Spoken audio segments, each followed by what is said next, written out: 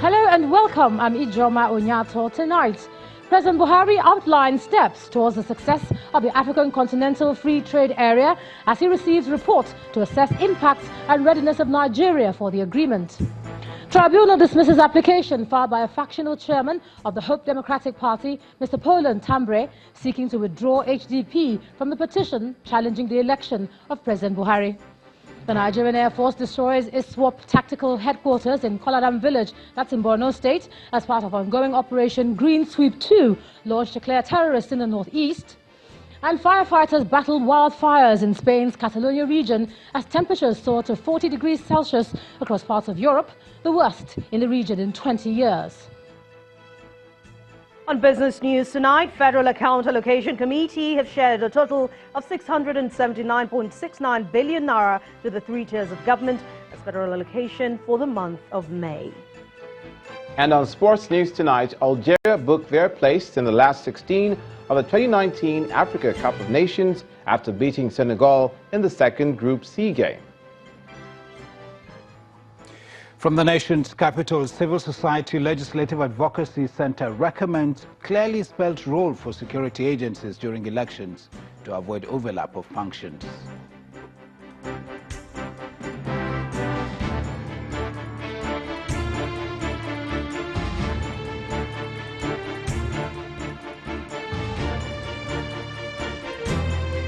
The Presidential Committee on Impact and Readiness Assessment African Continental Free Trade Area Agreement is recommending that Nigeria signs the agreement, but with measures in place to ensure maximum benefit. The committee, set up in October 2018, today submitted its report to President Muhammadu Buhari at the State House in Abuja. The President also presided over the swearing-in ceremony of the chairman and members of the Board of Revenue Mobilization, Allocation and Fiscal Commission. Our correspondent Ibrahim Adra reports.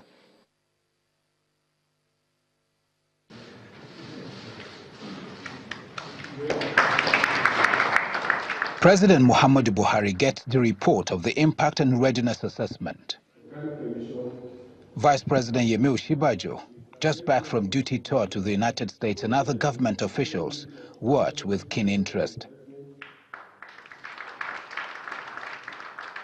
It took the committee 19 weeks of wide and extensive consultation to reach a conclusion. The committee comprised... It noted several challenges, but believed that with careful planning, Nigeria will benefit from joining the ACFTA. We identified sectors that can act as arrowheads for Nigeria's expansion into Africa, while efforts are intensified to attract private sector investments to the productive sectors. Your Excellency, our report shows that on the balance, Nigeria should consider joining the AFCFTA. It has been over a year now. President Buhari promised to consider the report, reminding all what was at stake. Goods and services made locally with dominant African content in terms of raw materials and value addition. If we allow unbridled imports to continue, it will dominate our trade. The implication of this is that coastal importing nations will prosper while landlocked nations will continue to suffer and depend on aid. These are some of the reasons why the president set up the committee in 2018 and granted it additional 7 weeks to carry out an independent assessment.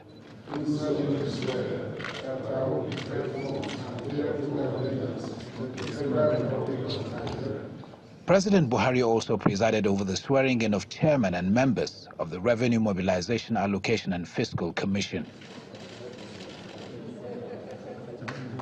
To the new chairman and 29 other members, he gave a charge.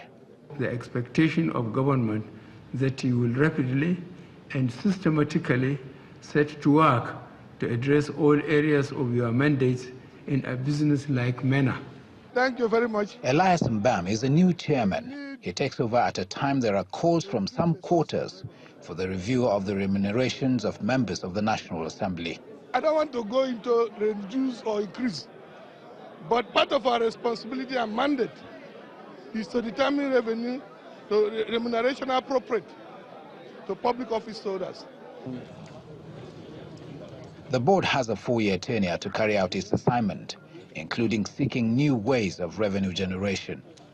From the presidential villa, Ibrahim Adra, Channels Television News.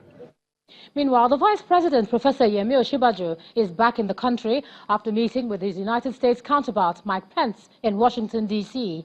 After the meeting, Professor Osinbajo affirmed that the United States is happy with the progress made by the two countries in the fight against terrorism.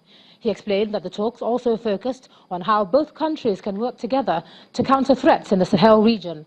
Our correspondent, Gloria Umezoke, reports. Nigeria's Vice President, Professor Yemi Osinbajo, received by his U.S. counterpart, Mr. Mike Pence, at the White House. She was licking. No. After the meeting, which held behind closed doors, the Vice President told Channels Television that it was a fruitful encounter. Oh yeah, it was a very good meeting. We had an opportunity to discuss a wide range of issues, from the economy, our economy and ways in which U.S. investors could participate effectively in the economy. We talked also about security, ways in which we could work together on, some of the threats, especially in the Sahel, and, some of the current threats that we've experienced. It was a great meeting, very, very good meeting. He further indicates greater economic ties between the two countries. What we're working on at the moment, of course, cooperation that has been on for a while. So really the whole point of it was to see how we can bring several of those things to fruition.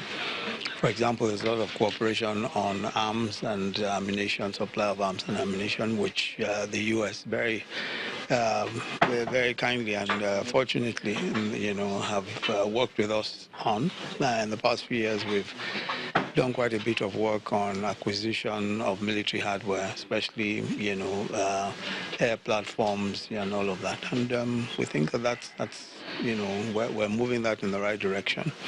They're happy to work with us on it, and we're looking forward to seeing all of it come to fruition.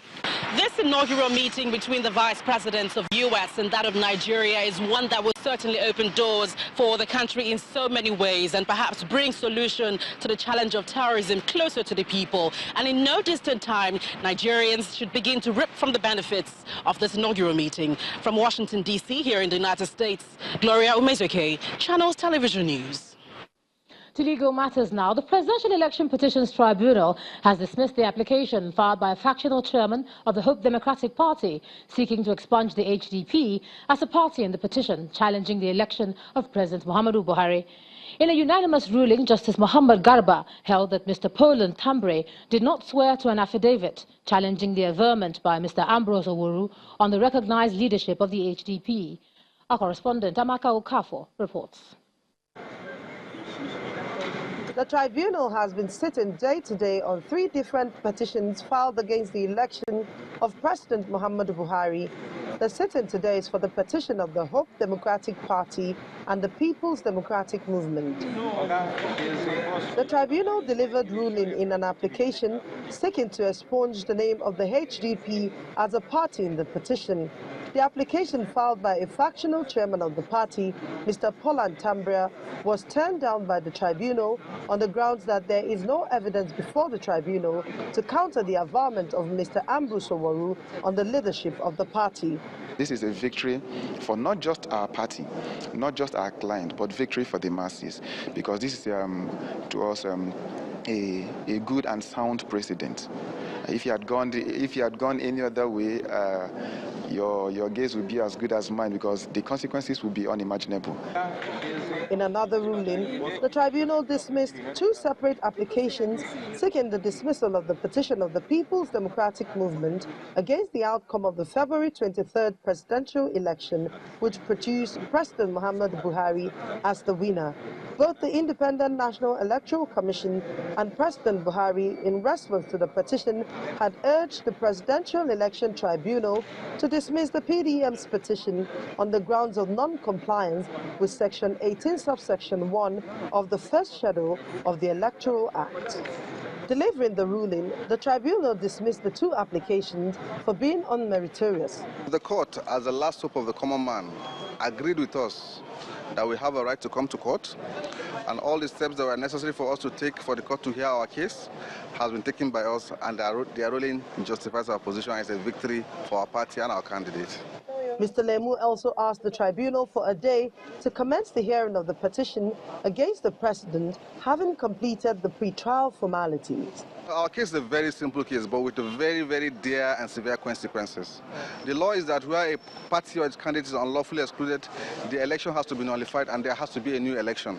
We have all our documents ready, our witnesses are ready to bring our case before the court, and I assure you at the end of this trial, the case will just vindicate us. The tribunal had adjourned to July 10, 2019 to make public the report of the pre-trial hearing in the petition of the PBM and then set a date for the hearing of the petition proper. Amaka Okafor, Channels Television News.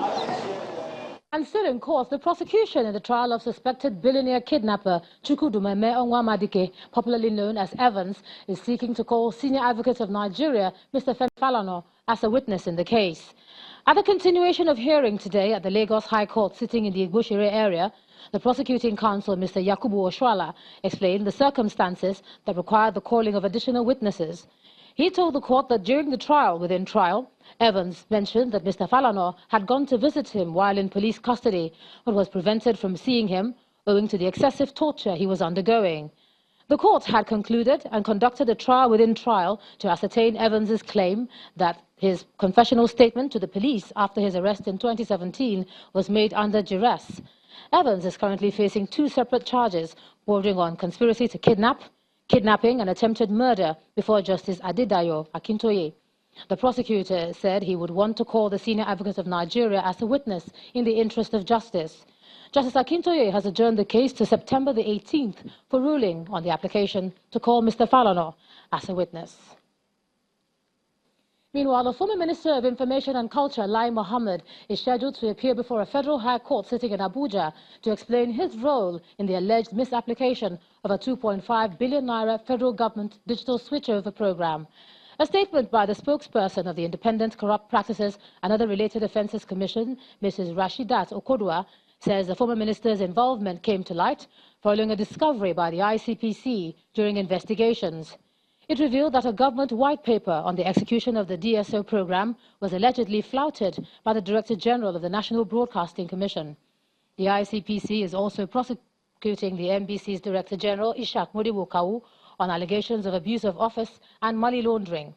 The Commission had filed 12 counts against Kawu, the 2 others, Lucky Omolua and Dikpo Onifade, the Chairman and Chief Operating Officer of a private company, Pinnacle Communications Limited. There are claims that the former minister, Lai Mohammed, was misled into approving government funds for the private company. The case, which is pending before Justice Folashade Ogunbanjo-Giwa, will continue on July the 1st, 2019. And now to security. The Nigerian Air Force says its Air Task Force on Operation Lafia Dole has destroyed an Islamic State of West Africa Province tactical headquarters in Kolalam village in Borno State.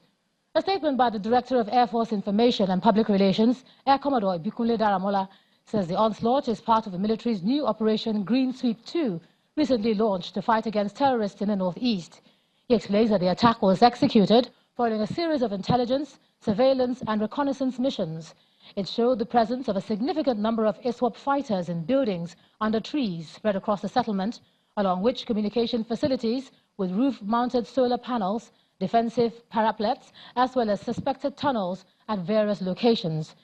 He adds that 2 Air Force Alpha jets deployed to the location scored accurate hits, destroying many of some of the structures and equipment, while some of the terrorists were also killed. Now, farmlands have been destroyed and other areas taken over by floods, which happened this morning in Baranda village, outskirts of Dutse, the state capital of Jigawa. The Olibeji road connecting the community with neighboring communities and states has collapsed.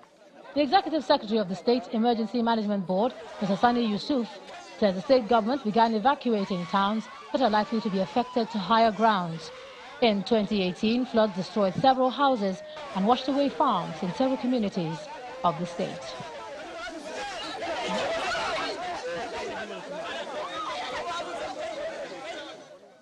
In part 2, after the break, The Nigerian Civil Aviation Authority issues an alert to pilots, air operators and passengers nationwide over